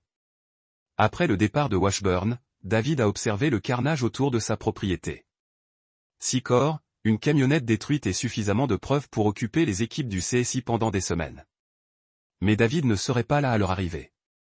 Il a appelé le détective Fuller, signalant une invasion de domicile et de multiples victimes. Puis il rassembla ses quelques biens restants et s'éloigna pour toujours de la vie de David Matty. Alors qu'il quittait la ville, le téléphone de David a sonné. Santiago Meyer disposait des renseignements qu'il avait demandés. Vincent Castellano n'est pas qu'un simple témoin, a rapporté Santiago. Il dirige les opérations depuis la prison fédérale grâce à un réseau de gardiens et de fonctionnaires corrompus. Le FBI est sur le point de perdre son témoin vedette dans un énorme scandale. Quel genre d'opération? Trafic international d'armes, trafic d'êtres humains, blanchiment d'argent à une échelle qui fait ressembler son ancienne entreprise familiale à un stand de limonade. Mais voici la partie intéressante. Il ne le gère pas seul. Il a des partenaires, des gens ayant des relations avec le gouvernement. David sentit les pièces s'enclencher. Des liens politiques plus élevés que ça, mon frère. Cela va jusqu'au sommet. David a mis fin à l'appel et a conduit toute la nuit, son esprit travaillant sur les implications. Linda et Thompson avaient été de petits acteurs dans un jeu beaucoup plus vaste. L'attentat contre sa vie n'avait pas pour but de se venger ou de payer une assurance. Il s'agissait d'éliminer quelqu'un qui pourrait potentiellement dénoncer un réseau atteignant les plus hauts niveaux du gouvernement. Mais ils avaient commis une erreur cruciale. Ils ont tenté de tuer Echo 77 et les agents d'Echo ont eu une réponse très spécifique aux tentatives d'assassinat. Guerre totale. Alors que Dawn traversait l'autoroute, David a pris une décision qui allait tout changer. Il n'allait pas courir et il n'allait pas se cacher. Il allait faire la guerre à l'ensemble du réseau, peu importe son envergure ou la puissance que ses membres pensaient être. Les comptes avaient commencé et ils ne prendraient fin que lorsque toutes les personnes responsables de la trahison seraient mortes ou détruites. Derrière lui, de la fumée s'élevait des ruines de son ancienne vie. Devant lui se trouvait un chemin de vengeance qui ferait ressembler ses actions précédentes à des entraînements. David Matty était mort. Ce qui a émergé de l'épave était quelque chose de bien plus dangereux. Un homme qui n'a plus rien à perdre et qui possède toutes les compétences nécessaires pour éliminer tous ceux qui se mettent en travers de son chemin. Chapitre 6. Le réseau exposé. David a conduit pendant 3 jours d'affilée en empruntant les routes secondaires et les aires de repos, restant en dehors de la grille pendant que son ancienne vie brûlait derrière lui. Les reportages ont décrit l'incident survenu chez lui comme une invasion de domicile qui a mal tourné. 6 criminels professionnels morts. Le propriétaire David Matty s'est porté disparu et présumé mort. Parfait. Le 4e jour, il arriva dans une cabane dans les montagnes de Virginie occidentale, une maison sur qu'il avait établi des années auparavant, à l'époque où il était dans la division Echo.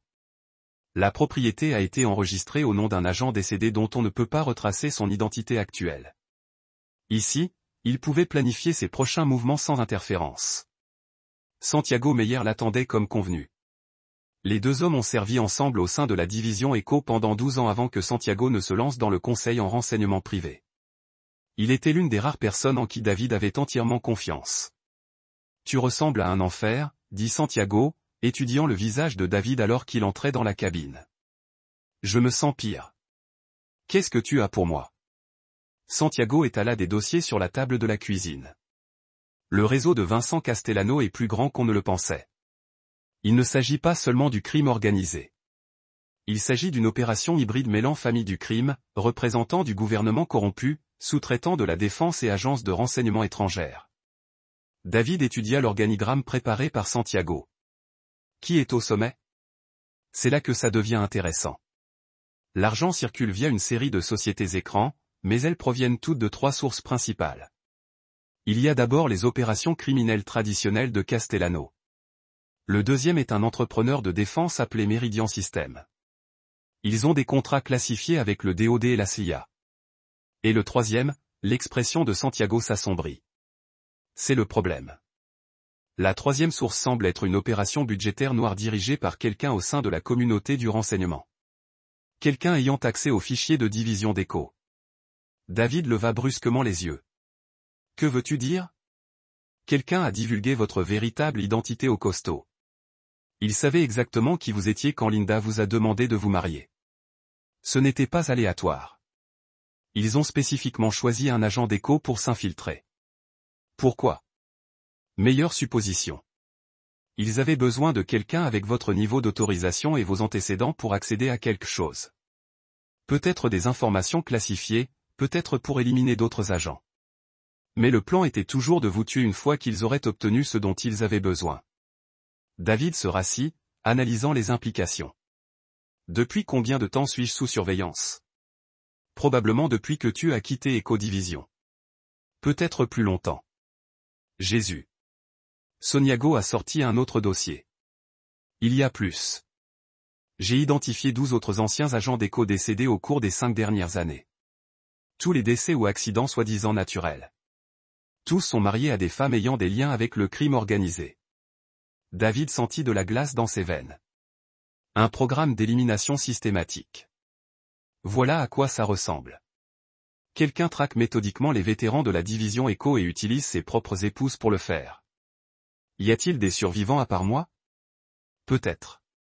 J'ai perdu le contact avec 3 agents qui étaient censés s'enregistrer auprès de leur maître. Ils sont peut-être morts ou sont peut-être entrés dans la clandestinité. David a étudié les photographies de ses collègues décédés. Des hommes avec qui il avait servi, en qui il avait confiance, et aux côtés desquels il avait combattu.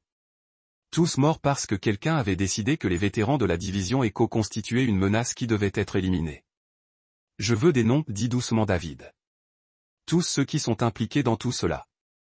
Chaque responsable du gouvernement, chaque entrepreneur, chaque lien familial avec le crime, tous, David, cela va plus loin que nous n'avons jamais fonctionné. Certaines de ces personnes ont un accès présidentiel. Je m'en fiche s'ils ont le numéro de téléphone personnel de Dieu. Ils ont tué mes amis. Ils ont essayé de me tuer et ils continueront probablement à tuer jusqu'à ce que quelqu'un les arrête. Santiago d'un air sombre. Je pensais que vous pourriez dire cela. J'ai préparé 3 paquets, des dossiers de renseignements complets sur les principaux acteurs. Mais David, si vous vous lancez à leur poursuite. Les gens, il n'y a pas de retour. Vous serez en guerre avec le gouvernement des États-Unis. Ce n'est pas la première fois. Au cours des heures suivantes, Santiago a présenté à David les chiffres clés du réseau. Au sommet se trouvait Meridian Systems, un entrepreneur de défense dirigé par un homme nommé Darren House, qui était un agent de la CIA dans les années 1990 avant de passer au contrat militaire privé. Le sénateur Bryan travaillait avec House Gain, président de la commission sénatoriale du renseignement.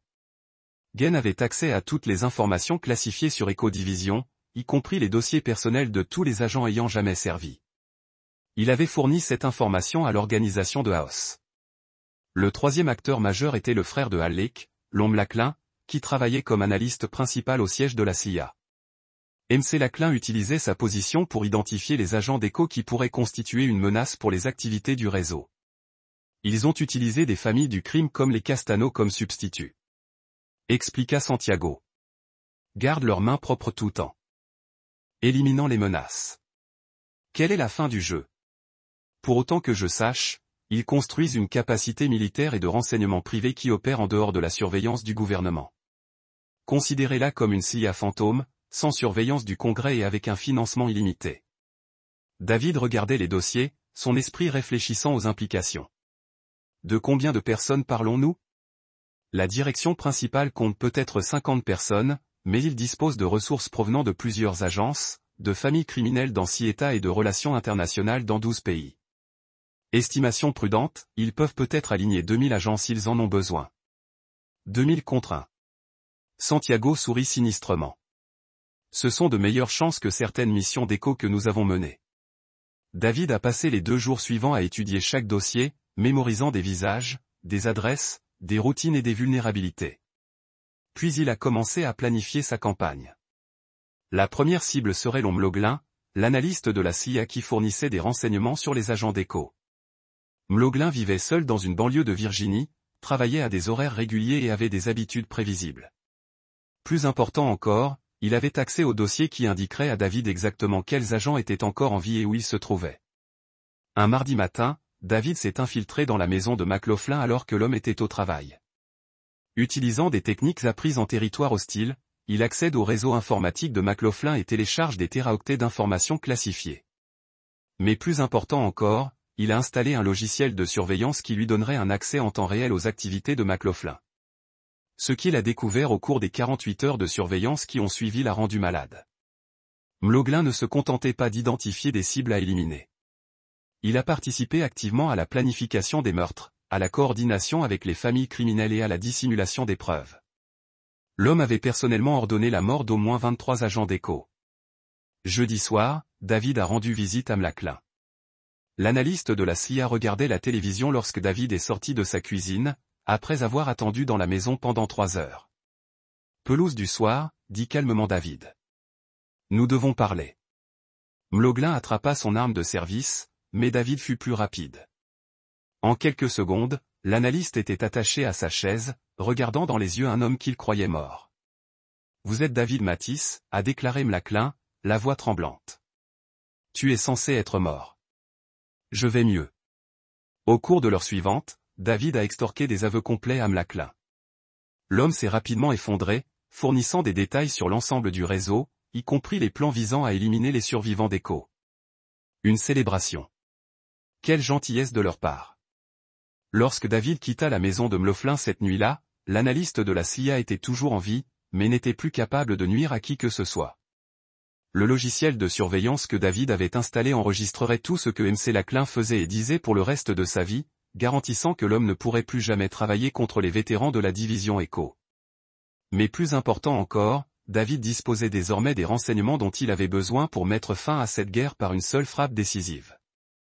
Célébrer leur réussite, se sentir en sécurité dans leur victoire. Ils ne savaient pas que l'Echo 77 était sur le point de transformer leur célébration en funérailles. Le décompte final était dans 24 heures. Chapitre 7. La tempête grandissante. Le siège social de Meridian System occupait 40 étages d'une étincelante tour de bureau à Washington DC, un monument témoignant de l'influence du complexe militaro-industriel dans la politique américaine. Depuis son poste de surveillance dans un immeuble d'appartements de l'autre côté de la rue, David a observé à l'aide de lunettes ultra-puissantes les berlines et limousines noires arriver à l'entrée exécutive de l'immeuble. Il était 20 heures. Un vendredi soir, et le bâtiment aurait dû être vide, sauf pour des raisons de sécurité. Au lieu de cela, il organisait ce que Lone McLaughlin avait appelé la célébration de la victoire, un rassemblement de toutes les personnes impliquées dans l'élimination systématique des vétérans de la division Echo.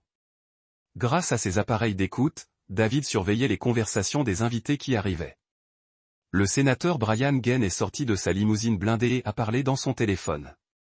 Oui, les 23 cibles d'Echo ont été neutralisées. Nous pouvons passer à la phase 2.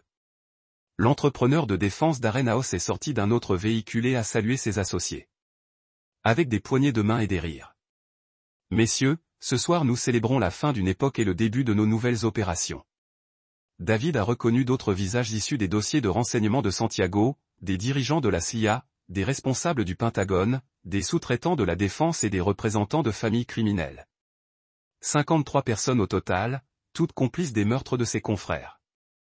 Son téléphone crypté vibrait d'un message de Santiago. La surveillance confirme qu'aucun survivant d'Echo ne reste dans les bases de données fédérales. Tu es officiellement le dernier. David regarda le message. Le dernier agent d'Echo. Tous les autres membres de son unité étaient morts, tués par ces gens qui faisaient la fête dans la tour de l'autre côté de la rue. Il a répondu, pas pour longtemps. À 21 heures, la fête battait son plein. David pouvait voir à travers les fenêtres de la tour la salle de conférence de la direction où ses cibles étaient rassemblées. Le champagne coulait à flot tandis qu'ils portaient un toast à leur succès et discutaient de leurs projets d'expansion de leurs opérations. Ce qu'ils ne savaient pas, c'est que David avait passé la semaine dernière à préparer ce bâtiment pour leur arrivée. En utilisant les codes d'accès de maintenance obtenus à partir des fichiers de McLaughlin, il avait infiltré l'infrastructure de la tour. Les ascenseurs avaient été truqués pour mal fonctionner. Les portes des cages d'escalier étaient prêtes à se verrouiller automatiquement. Les systèmes d'extinction d'incendie ont été modifiés. Les caméras de sécurité étaient sous son contrôle. La tour des systèmes Meridian était devenue un piège élégant, et tous ceux qui participaient au meurtre des agents d'Echo étaient sur le point d'y être pris. À 21h30, David a lancé son plan. Les lumières du bâtiment s'éteignaient étage par étage, en commençant par le bas et en montant. L'éclairage de secours s'est déclenché, mais David contrôlait également ses systèmes.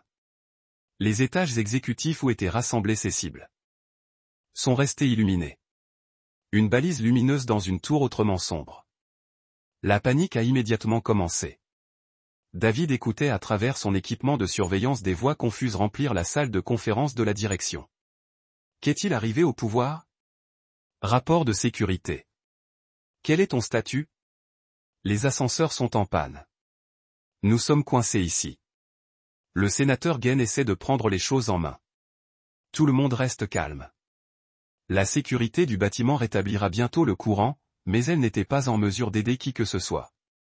David s'en était occupé en premier. À travers le système de sonorisation du bâtiment, la voix de David résonnait à chaque étage. Bonsoir, mesdames et messieurs. Ici Echo 77, et j'ai un message pour tous ceux qui assistent à la célébration de ce soir. Le silence tomba sur la salle de conférence exécutive. David pouvait voir des visages pressés contre les fenêtres, essayant de localiser la source de sa voix. Vous avez passé les 5 dernières années à assassiner systématiquement des membres de la division Echo. 23 de mes collègues sont morts parce que vous avez décidé que nous étions des témoins gênants de vos crimes. Darren House a saisi un téléphone pour essayer d'appeler à l'aide, mais David avait coupé toutes les communications. Vous avez utilisé nos propres femmes pour nous trahir. Vous avez transformé nos maisons en champs de bataille. Vous pensiez pouvoir nous éliminer tranquillement, un par un, et personne ne le remarquerait. David fit une pause, regardant la peur se répandre sur les visages dans la salle de conférence. Vous aviez tort. Le bâtiment frémit lorsque la première charge de David explosa. Pas assez pour faire tomber la structure, mais suffisant pour couper les liens du bâtiment avec le monde extérieur. Lignes électriques, câbles de communication, crinières d'eau, tout est coupé. Le bâtiment est maintenant complètement isolé. David a continué. Pas d'électricité, pas de communication, pas d'eau. Les ascenseurs sont désactivés et les portes des cages d'escalier sont verrouillées. Vous êtes coincé à 40 étages au-dessus du sol, sans aucun moyen d'appeler à l'aide. La panique a éclaté dans la salle de conférence. Certaines personnes ont couru vers les portes. D'autres ont essayé leur téléphone portable. Quelques-uns ont tenté de briser les fenêtres blindées. Mais je ne suis pas un monstre, a déclaré David. Je vais vous donner le même choix que j'ai donné à tous ceux qui m'ont trahi. Vous pouvez dire la vérité sur vos crimes ou vous pouvez mourir ici ce soir. Il a activé la connexion Internet et les projecteurs du bâtiment. Soudain, tous les murs de la salle de conférence affichaient la même image, une vidéo en direct de David assis dans le centre de sécurité du bâtiment. Je suis au sous-sol 40 étages en dessous de toi. J'ai le contrôle total des systèmes de ce bâtiment. J'ai aussi des téraoctets d'informations classifiées qui documentent chaque meurtre que vous avez commis, chaque crime que vous avez dissimulé, chaque loi que vous avez enfreinte. Le sénateur Gaines s'est avancé pour tenter de projeter son autorité. C'est du terrorisme. Vous ne pouvez pas. Je peux faire ce que je veux. Sénateur, voyez-vous, vous avez commis une erreur cruciale dans votre planification. Vous pensiez que tuer les agents d'Echo serait facile parce que nous sommes juste des soldats qui suivent les ordres. Mais les agents de la division Echo ne suivent pas les ordres. Nous accomplissons des missions. David s'est levé dans le centre de sécurité et les caméras ont suivi ses mouvements. Ma mission est simple. Veillez à ce que tous ceux qui sont responsables du meurtre de mes collègues paient le prix de leurs crimes.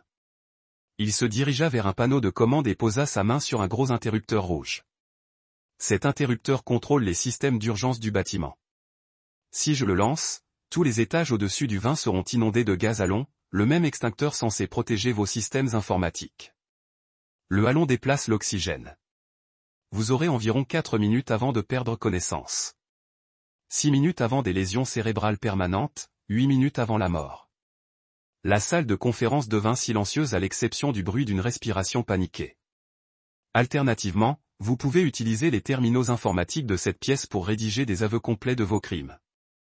Chaque meurtre, chaque complot, chaque acte de trahison, téléchargez-les sur le FBI base de données, et j'envisagerai de laisser certains d'entre vous vivre. Darren House a pris la parole. Vous bluffez. Vous ne pouvez pas assassiner 50 personnes et espérer vous en sortir sans problème. David sourit froidement à la caméra. Monsieur House, j'ai passé 20 ans à assassiner des gens pour le gouvernement des États-Unis. Je suis très bon dans ce domaine. La question est de savoir si vous êtes prêt à mourir pour vos crimes. Plusieurs personnes dans la salle de conférence se sont dirigées vers les terminaux informatiques, mais House et Gain tentent de les arrêter. Personne ne tape rien. Les gars ont crié. C'est une guerre psychologique. En fait, il ne le fera pas. David a lancé l'interrupteur. Le gaz à long a commencé à affluer dans les étages exécutifs. Le système de ventilation de la salle de conférence était rempli de gaz incolore et inodore conçu pour éteindre les incendies en éliminant l'oxygène de l'air. Vous avez maintenant 8 minutes, annonça calmement David. Choisissez judicieusement. Le chaos a éclaté lorsque les gens ont commencé à taper frénétiquement sur les terminaux disponibles. D'autres ont tenté d'enfoncer des portes ou de briser des fenêtres. Quelques-uns se sont effondrés en raison de la réduction des niveaux d'oxygène. Darren House et le sénateur Gain ont résisté le plus longtemps, refusant d'avouer alors même que leur visage devenait bleu à cause du manque d'oxygène. Mais finalement, leurs instincts de survie ont eu raison de leur loyauté envers leur conspiration. Un par un, des aveux détaillés sont apparus sur les serveurs de la base de données du FBI. Admission de meurtre, de complot, de trahison et d'innombrables autres crimes. Des preuves qui détruiraient des carrières, renverseraient des gouvernements et enverraient des dizaines de personnes puissantes en prison à vie. Lorsque la dernière confession a été téléchargée, David a éteint le gaz à long et a rétabli une circulation d'air normale. Félicitations, annonça-t-il. Vous venez tous d'avouer des crimes fédéraux. Le FBI sera très intéressé par vos déclarations. Mais David n'avait pas terminé. Alors que les survivants dans la salle de conférence haletaient, il activa la phase finale de son plan. Cependant, confession ne vaut pas absolution. Vous avez assassiné 23 de mes collègues. 23 hommes qui ont servi leur pays avec honneur et sont morts parce que vous les avez jugés gênants. Le bâtiment s'est refermé lorsque d'autres charges.